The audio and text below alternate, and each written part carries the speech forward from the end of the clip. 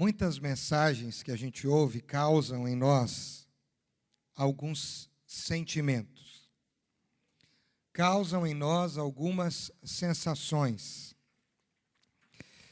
E a sensação que eu gostaria, pela fé que você fosse convidado e convidada a sentir nesta noite, me lembra um momento da minha vida. Quando eu tinha 12 anos, 13 anos. Numa manhã, meu pai me disse assim: Ricardo, hoje você não vai para a escola de bicicleta. E como a gente morava no sítio, a escola ficava a quase 5 quilômetros da minha casa, e eu tinha ganhado uma bicicleta cargueira. Lembra da cargueira ou não? Estava bem velhinha, bem surradinha, mas eu disse: tá bom, pai, não vou de bicicleta, vou a pé. Mas eu pensei, meus 13 anos de idade, pensei, e decidi ir de bicicleta e desobedecer meu pai. Fui na escola, celebrei, cheguei com a cargueira, achei que eu estava abafando, né? Quase convidei uma gatinha para andar na frente. Você acha que alguma menina ia andar com um rapaz de bicicleta cargueira? Misericórdia. Terminei minha educação física, voltando para casa, tinha uma banguela. Sabe o que é banguela ou não? Falei, agora eu vou ligar o turbo dessa bicicleta. Pedalei. A hora que entrou na banguela, eu estava, uhul! Estava saindo da banguela, entrando na subida, fui querer dar aquela pedalada e o cubo dela saiu, acabou vazando, sei lá o que aconteceu, e minha perna direita entrou no garfo da frente, entre a roda e o garfo. Estava contramão também, aí tive que cair naquela situação, bicicleta na perna, me arrastei, consegui uma carona, enfim. Fui para o hospital, cheguei lá, a sensação que eu quero que você sinta. Um ortopedista que eu acho que ele não foi criado com a avó, porque ele não tinha coração, aquele homem. Ele olhou para mim e disse assim: o que foi? Meu pai disse assim: desobediência. E aí eu, com a perna meio... Aí diz, precisa colocar no lugar para pôr o gesso. Fraturou esse osso aqui de cima a baixo. Segura ele aí, dá um pano para ele morder, porque não tem outro recurso. Está sentindo o clima ou não? Nossa, mensagem de terror essa aí. Aí ele pegou, meu pai me segurou com gosto, porque ele viu que eu tinha desobedecido, que ele pensou, está vendo? Agora você vai ver que é bom. E aí ele fez assim, eu urrei. O osso colocou no lugar, a dor parece que doeu aquele momento, uma dor terrível, e foi passando. 4 meses de muleta. Mais 2 meses de botinha, porque não posso esquecer da botinha. Fruto de uma desobediência. Mas precisou haver uma dor maior do que a fratura, que foi a dor de colocar o osso no lugar, para que eu pudesse entender o peso de tudo aquilo. Meu convite para você nessa noite, em nome de Jesus, é que você tenha essa dor abençoada no seu coração nessa noite, através da palavra que eu tenho certeza o Senhor preparou para nós.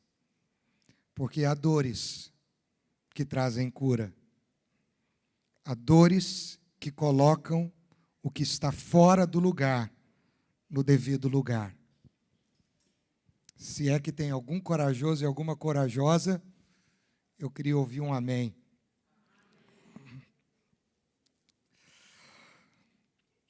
Nós estamos falando nesse mês sobre avivamento, fruto de uma leitura que os pastores fizeram de um clássico no meio evangélico chamado A Senda do Calvário, de Roy Hession. E Roy Hession vai dizer que o caminho para o avivamento começa na estação do quebrantamento. Não há avivamento sem quebrantamento. E Roy Hession diz o seguinte, palavras dele: é algo doloroso, humilhante, mas não há outro caminho. É o único caminho. Isso significa que Jesus só poderá viver plenamente em nós e revelar-se através de nós quando o orgulhoso eu dentro de nós for quebrado. Quando você tem algo valioso, você não gosta que aquilo quebre. É muito ruim quando você tem um objeto, algo que você preza muito, e aquilo por alguma situação se quebra. Você sente um ar de frustração. Mas na visão bíblica de quebrantamento é o contrário. Existe um espírito voluntarioso para que aquilo que é valioso se quebre. É como se eu pegasse algo e dissesse assim, eu quero quebrar. É aquela ideia para você pegar a surpresa do ovo de Páscoa, você não consegue chegar até a surpresa sem antes quebrá-lo. Você não consegue ter um vaso lindo e maravilhoso de barro sem antes o barro ser amassado, prensado, moldado. E na visão bíblica, quebrantamento parte de uma atitude voluntária de quebrar algo que é extremamente valioso para nós. E algo que é extremamente valioso para nós são as nossas convicções, são as nossas razões, são os nossos desejos, é a nossa vontade, é o eu que a gente tanto ama e admira. E faz muito sentido a gente pensar na origem da palavra quebrantamento, até coloquei no boletim, porque eu comecei a pesquisar a etimologia de palavras que foram sendo remetidas, e eu fui pesquisando e fui sendo levado por uma série de palavras, por latim, por grego, por hebraico, e eu cheguei a uma origem muito interessante da palavra quebrantamento. E uma boa tradução na origem da palavra quebrantamento é fenda. E aí eu fui olhar o que significa a palavra fenda. E a grosso modo, a palavra fenda significa lugar de passagem. Você está comigo? Fenda passa luz, passa ar, passa água. Fenda é um lugar de trânsito. E faz todo sentido pensar em quebrantamento a partir da ideologia da fenda. Porque um eu comprometido pelo pecado, extremamente apegado a si mesmo, fechado muitas vezes nas suas razões, nas suas convicções, nos seus achômetros, nas suas certezas, precisa abrir uma fenda nesse ambiente, para que a vontade absoluta, soberana, regeneradora, restauradora de Cristo entre dentro de nós. E Deus quer nos tratar pela fenda, pelo lugar de passagem. É o lugar da passagem da graça, é o lugar da passagem da cura, é o lugar da passagem da luz sobre a escuridão. Faz sentido ou não faz? Fenda. Porque a gente é tão fechado naquilo que a gente considera certo. Alguém disse assim, tem o jeito certo de fazer a coisa certa e tem o meu jeito de fazer a coisa. Eu prefiro o meu jeito do que o jeito certo. E isso reflete muito a mim e a você. Porque nós temos um eu que é obstinado. Nós temos um eu que se justifica. Quando a gente falha, quando a gente erra, quando a gente comete um ato para tentar compensar aquele erro, aquela falha, eu não sei se você é assim, você quer encontrar uma justificativa. Eu agi assim porque você fez isso comigo, então eu reagi à sua ação. Não, eu agi assim porque eu ando muito nervoso, e estou nervoso por causa dos meus problemas. Você está me entendendo? Este eu se justifica. Este eu quer impor a sua vontade. Alguém chega para nós quando você tem certeza que você está certo. Porque um dia eu ouvi isso. Não é porque você tem certeza que você está certo que você está certo. E aí, quando você está certo, alguém olha para você e diz assim: você está errado. E aí a sua vontade leva um golpe. E os direitos, então? E para falar de direitos? Mas eu estou no meu direito. Eu estou no meu direito de agir, de reagir, de falar, de fazer e até, quem sabe, de transgredir, porque eu tenho direito. Eu sofri, eu sou a vítima. Então eu reagi porque eu sou a vítima. Foi fulano, beltrano, a situação, o diabo, ou seja lá que raio que for, que me provocou, eu sou a vítima. Fenda. Jesus precisa passar nesse lugar aonde as justificativas, aonde a vontade e aonde os direitos querem reinar. Confesso para você que para mim é muito difícil pregar uma mensagem como essa, porque nós vemos uma época em que as pessoas querem uma palavra de conforto. Mas lembre-se, a dor que gera, cura. E é melhor você ouvir a dura verdade do que uma mentira reconfortante nessa noite. E hoje é dia, queridos, olhando para Davi, e eu li esse salmo muitas vezes, ouvi pessoas lendo este salmo, porque eu quis tentar entender a dor de Davi. E eu não tenho muitas dúvidas de que Davi, ao escrever o Salmo 51, ele chorava copiosamente. Eu não tenho muita dúvida que Davi, enquanto escrevia cada palavra, cada verso desse salmo, ele se deparava com as suas justificativas, com as suas vontades, com os seus direitos. E ele via Deus trabalhando o seu coração e moldando e encontrando um lugar aonde Deus queria trabalhar na sua vida. Por isso, quando eu olho para este salmo, eu vejo o versículo 17, eu quero me ater a ele. Vou falar um pouquinho do salmo, mas o versículo 17 é o mais importante para nós nesta noite, quando Davi diz assim: os sacrifícios para Deus são o espírito quebrantado. A um coração quebrantado e contrito não desprezarás, ó Deus. Deixa eu te dizer uma coisa. Quebrantamento é uma ação que você trabalha em parceria com o Espírito Santo. Não é possível haver quebrantamento na nossa vida só por parte do Espírito Santo. Parece uma heresia. Mas é uma parceria que eu e você estabelecemos com Ele, quando a gente diz para Ele: pode agir. Eu entendo que tu estás me convencendo da justiça, do pecado e do juízo.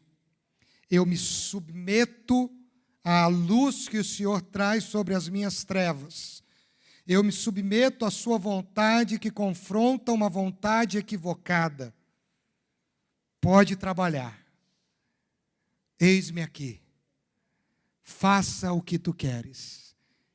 Porque um coração quebrantado que de propósito decide ser quebrado, um espírito que de propósito decide ser convencido, o Espírito Santo tem total e irrestrita liberdade para operar. Se você almeja algum quebrantamento, mas acha isso é só obra do Espírito, e você não quer participar disso, desculpe, mas você vive um ledo engano. Nenhum salmo, na minha opinião, expressa uma angústia de alma e um grito de alma tão lindo e tão profundo quanto este. É o grito de uma alma que se encontra no caminho do arrependimento. É o grito de uma alma que se encontra com o peso do seu pecado. E você olha isso claramente nos versículos 3, 4 e 5, quando Davi diz assim: pois eu mesmo reconheço as minhas transgressões e o meu pecado sempre me persegue. Contra ti, só contra ti pequei e fiz o que tu reprovas, de modo que justa é a tua sentença e tens razão em condenar-me. Sei que sou pecador desde que nasci, sim, desde que me concebeu a minha mãe. Davi participando dessa obra, se abrindo. E quando ele percebe isso, ele tem um desejo desesperado de ser purificado no versículo 7, que tem uma palavrinha que muita gente não entende, quando ele diz assim: purifica-me com hisopo e ficarei puro, lava-me mais branco do que a neve serei. Sabe quando o hisopo entrou na tradição judaica? O hisopo era um arbusto parecido com a manjerona, manjericão, manjerona. O hisopo foi usado pelo povo no Egito, quando Deus disse que naquela noite da morte dos primogênitos, cada um que cria na aliança deveria matar um cordeiro, lembra? E devia passar com os ubrais, o pincel, o ramalhete que eles usaram para passar o sangue nos umbrais, era feito de hisopo. O hisopo passou o sangue da purificação. Dali por diante, o judeu usava o hisopo nas cerimônias de purificação por causa da vida que foi estabelecida no Egito. Então, isso foi usado como uma referência. Davi disse: Senhor, purifica-me com aquele hisopo do Egito, que livrou os teus filhos da morte. Purifica-me com esse ramalhete que é um símbolo do compromisso contigo e da tua aliança. Faz mais sentido agora? Faz todo sentido. E aí o versículo 10 é o grito. Imagino no seu choro,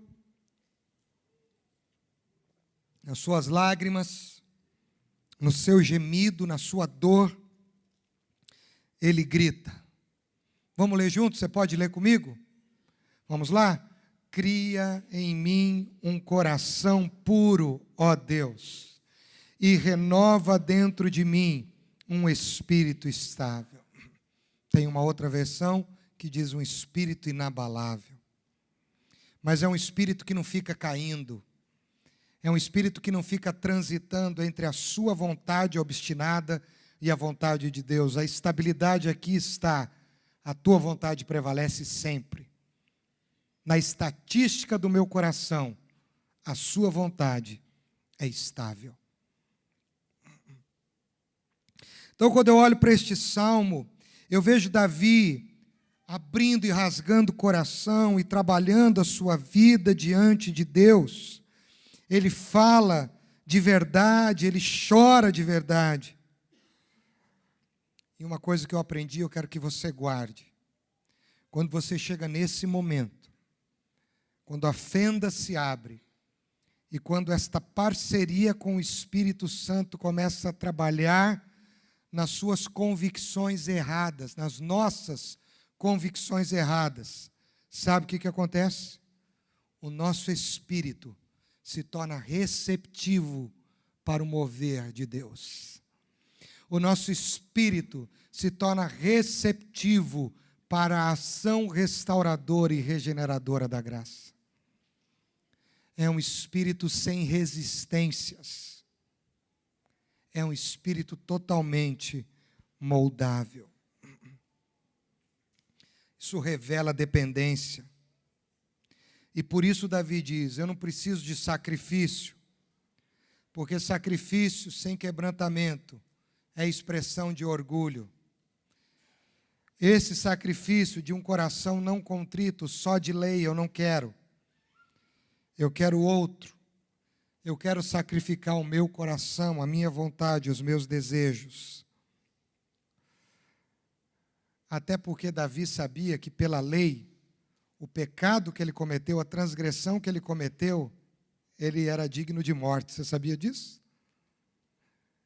Então ele sabia que a perda, fruto da sua inconsequência, era irreparável.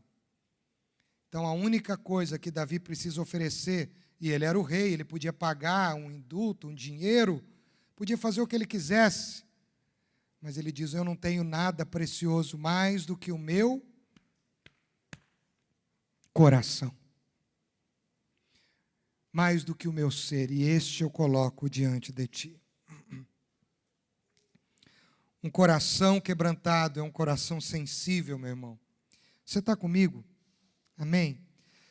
E eu quero dizer que eu ando preocupado porque parece-me que nós vivemos uma época onde, infelizmente, nós estamos sendo contaminados, poluídos por um sentimento de insensibilidade. Lá atrás eu li alguns versos de Cecília Meirelles, há mais de 10 anos atrás, que ela dizia assim, já citei aqui, como se morre? De velhice, de acidente, de doença, morro, Senhor, de indiferença. Uma psicóloga disse, também li isso há muitos anos atrás, de uma universidade de Los Angeles, isso há uns 10 anos atrás, de que quando uma pessoa é submetida a uma cena de dor, de escândalo, mais de 8 vezes que ela começa a olhar aquela cena, a partir da 9ª vez, aquilo já não a choca tanto. E na época de WhatsApp, desculpe, mas tem irmãos que o WhatsApp deles sai sangue. Nós estamos ficando cada vez mais insensíveis. Nós temos um problema com a nossa sensibilidade. E essa insensibilidade afeta a nossa vida espiritual, irmãos. E eu tenho percebido que essa dor que Davi sentiu por causa do seu pecado já não é mais tão sentida assim no meio da igreja.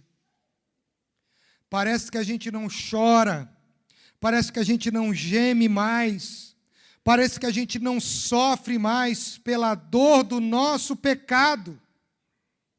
Parece que o nosso pecado não dói mais tanto em nós. O do outro dói. O do outro nos escandaliza. O do outro nos faz ter papo e prosa. Mas o nosso não dói tanto mais. E numa época em que eu acredito se prepara a volta de Cristo, o que eu não gostaria é de fazer parte de um rol de insensíveis em relação ao seu próprio pecado. Quando foi a última vez que, como Davi, eu e você choramos diante de Deus? Porque mentimos, porque prevaricamos, porque falamos mal de um irmão, de uma irmã,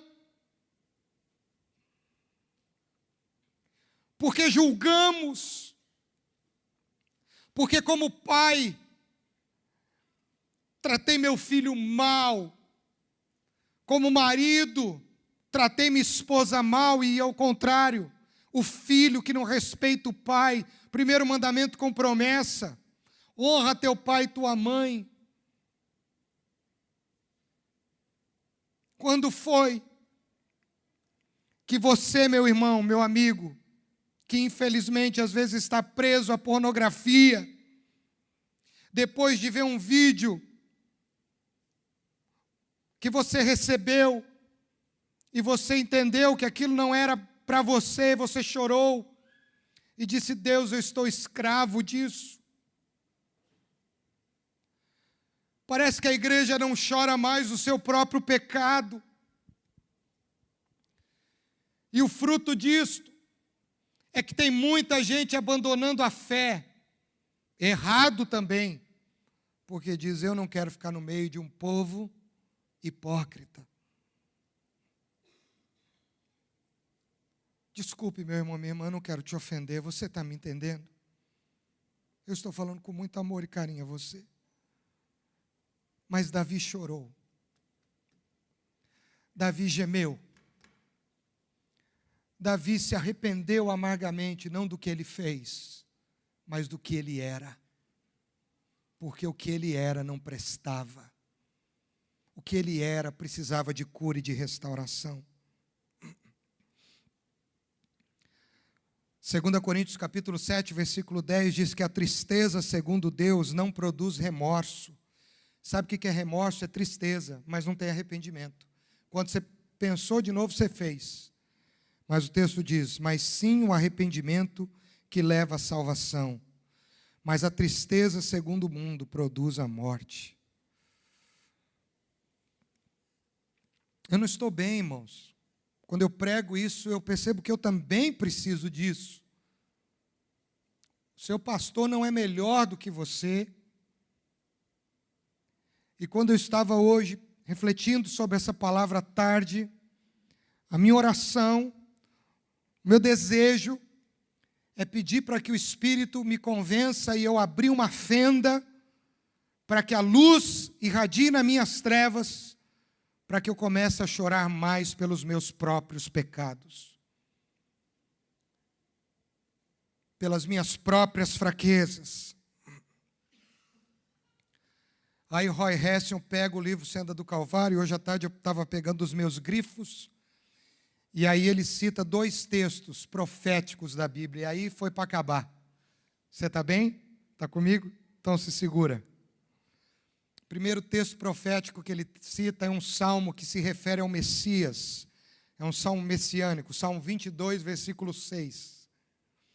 E o Salmo 22, versículo 6, ele diz assim: mas eu sou verme e não homem, motivo de zombaria e objeto de desprezo do povo. Aí um outro texto, Isaías 41, 14. Quando também é um texto profético referente ao Messias. Não tenha medo, ó verme de Jacó, ó pequeno Israel, pois eu mesmo o ajudarei, declara o Senhor, seu Redentor, o Santo de Israel. E eu gostei muito da analogia que Roy Hession vai fazer no livrinho, entre o verme e a cobra, a serpente. Ele diz o seguinte: quando ambos são atacados, ambos têm reações diferentes.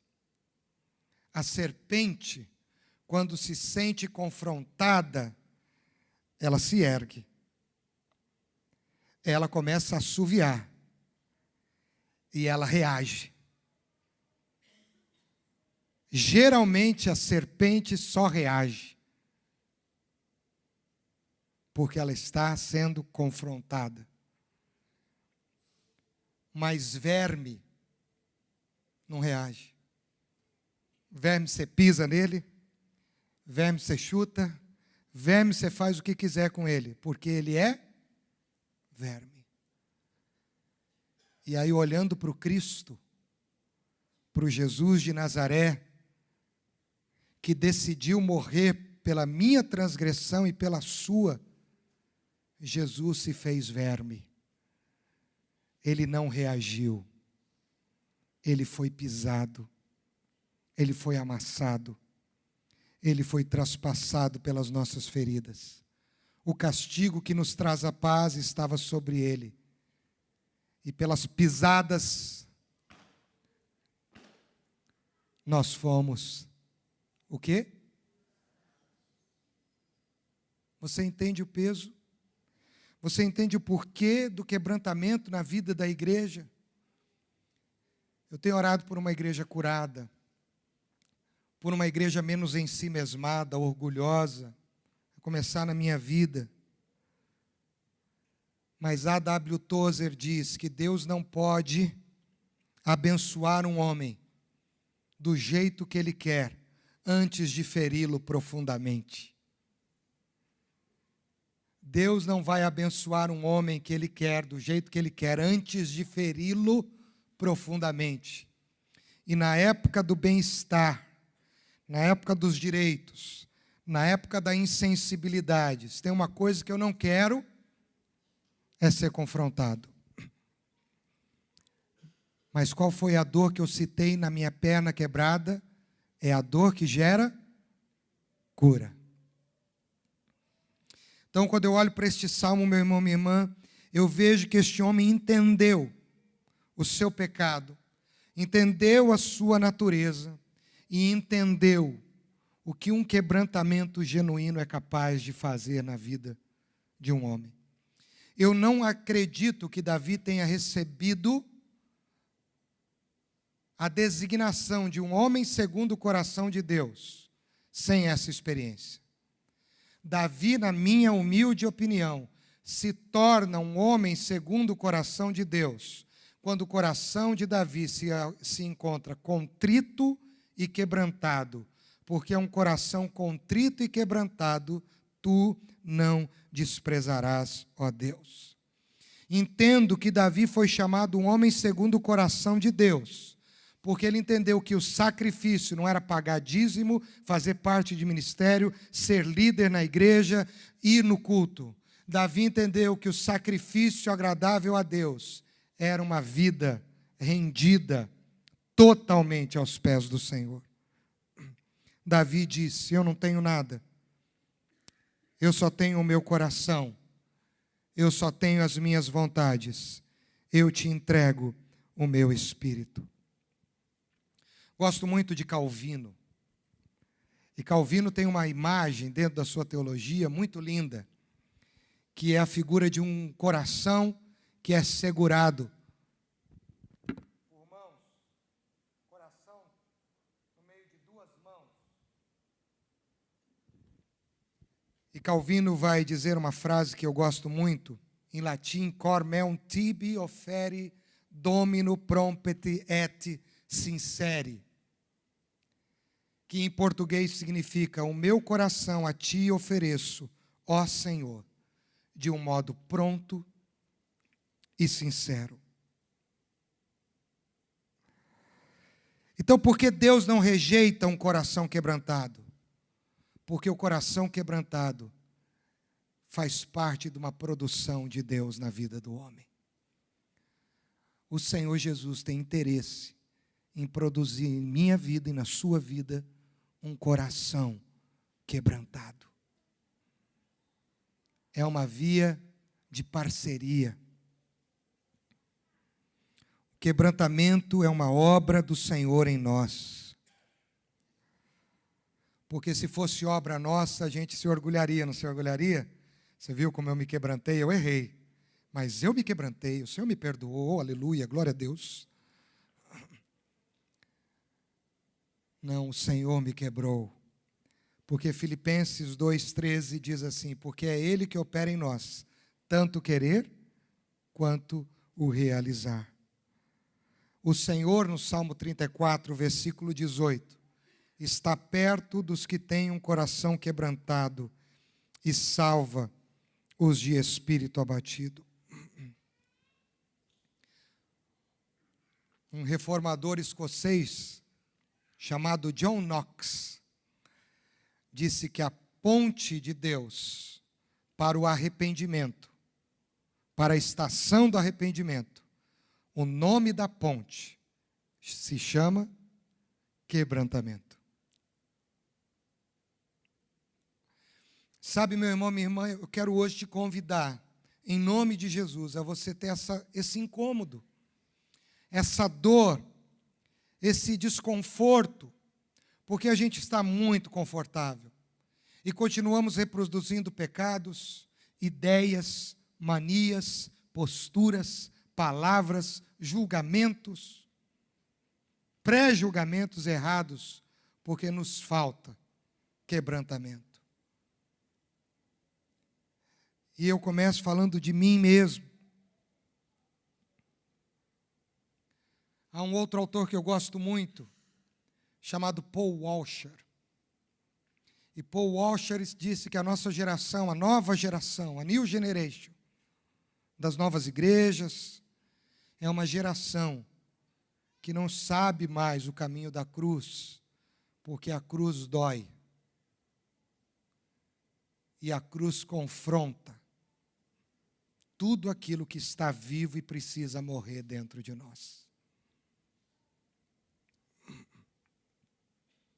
Como eu fico triste de vendo pessoas se afastando da fé, irmãos se levantando contra irmãos, igrejas se dividindo, igrejas não crescendo, famílias se desfazendo. Eu tenho uma tese. Para mim, um casamento ele só acaba por falta de quebrantamento. Porque quando um dos dois se submete a um tratamento de regeneração do Espírito Santo, capitaneado pelo autor e consumador da fé, Jesus Cristo, que faz nova todas as coisas, este casamento é restaurado. Esta família é restaurada. Agora, quando o coração não se quebranta, quando o Espírito não se demonstra suscetível ao mover de Deus, não adianta. Não resolve.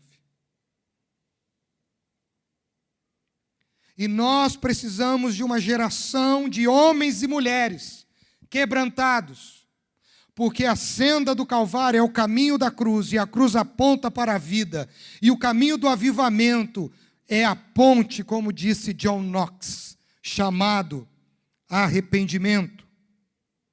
E eu fiquei me perguntando, e eu quero encerrar, quando eu ouvia essas palavras do Espírito Santo, e ele me confrontava, e ele me confrontava, e ele me confrontava, e eu comecei a lembrar de textos, como o Salmo 95, que diz, quando ouvides essa palavra, não endureçais os vossos corações. Comecei a me lembrar de Isaías 46, 12, vocês devem me ouvir, de vocês, homens e mulheres, de coração duro. Zacarias 1, 11, quando nós precisamos aquietar o nosso coração e ouvir. A última máxima de cada carta às igrejas da Ásia, quem tem ouvidos, ouça o que o Espírito diz à igreja.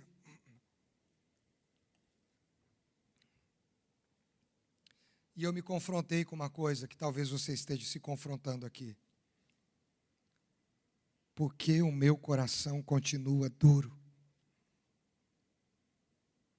Porque talvez eu ouço uma palavra como essa e continuo resistente, achando que não é para mim, achando que é para o outro.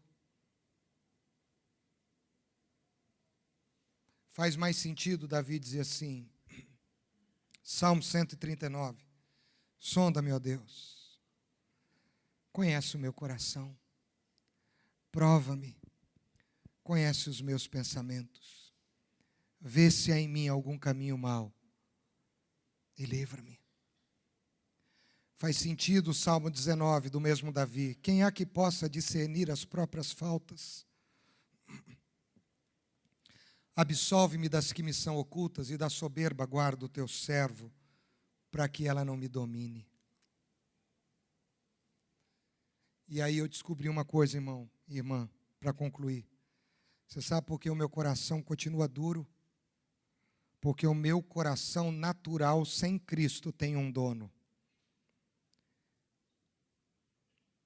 E um coração natural sem Cristo, o dono é Satanás. E uma das coisas que Lúcifer tem tentado colocar na cabeça de muita gente é, você tem direitos. Você não está tão errado assim. na verdade, a culpa do outro que não dá exemplo, não é sua.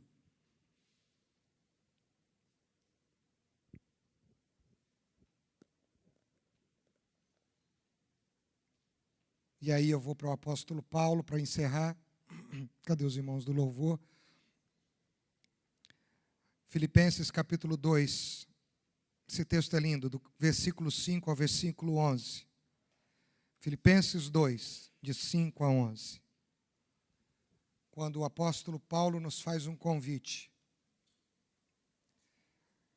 Seja a atitude de vocês a mesma de Cristo Jesus, que, embora sendo Deus, não considerou que o ser igual a Deus era algo a que devia apegar-se, mas esvaziou-se a si mesmo, vindo a ser servo, tornando-se semelhante aos homens.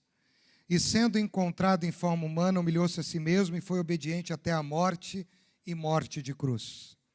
Por isso, porque ele se esvaziou, porque ele abriu mão da sua glória, porque ele se tornou semelhante aos homens, porque ele morreu a morte de cruz, de uma culpa que ele não tinha. Por isso, somente por isso, Deus o exaltou à mais alta posição e lhe deu um nome que está acima de todo nome, para que ao nome de Jesus se dobre todo o joelho nos céus, na terra e debaixo na terra, e para que toda a língua confesse que Jesus Cristo é o Senhor, para a glória de Deus Pai. Irmãos, hoje é dia de chorar. Hoje é dia de sofrer a dor para ter a cura. Hoje é dia, como Davi, cria em mim, Senhor, coração puro. Renova dentro de mim um espírito reto, estável. Não me repulses da tua presença, nem afaste de mim o teu Santo Espírito. Restitui-me a alegria da tua salvação. Talvez você seja um crente cheio de direitos, mas com pouca alegria. Você está tão triste com os erros dos outros, que não vê os seus e é uma pessoa triste. Sabe o que eu aprendi? Coração quebrantado é alegre. Ao mesmo tempo que ele chora, ele sorri, porque a graça o enche. Quando o autor de Amazing Grace escreveu essa música, e ele diz: Amazing Grace, how sweet the song, que no português a gente não traduz muito bem, mas sabe o que significa? Graça maravilhosa, graça preciosa, que doce som, que música aos meus ouvidos, graça, porque pela graça sois salvos. Isto não vem de vós, vem de Deus, não de obras para que ninguém se glorie. How sweet the song, que doce som. Então, meu irmão, minha irmã, nós vamos cantar, nem sei o que você quiser puxar aí agora, tá bom? Mas eu queria te convidar a ficar em pé, e se você nesta noite quer, como Davi, como Ricardo, tomar uma atitude de se fazer verme para esse eu obstinado, duro e intransigente, você vai sair do seu lugar, você vai vir aqui à frente. Você fica em pé, você se ajoelha. Se você não quiser também, eu vou respeitar. Faça isso no seu lugar. Mas é tempo de nós nos humilharmos, para que o doce som nos traga a alegria da cura da dor. Ainda que esteja doendo, uma palavra que você tem dito, atitudes, pecados escondidos, julgamentos errados, enfim, eu não sei. É tempo de quebrantamento.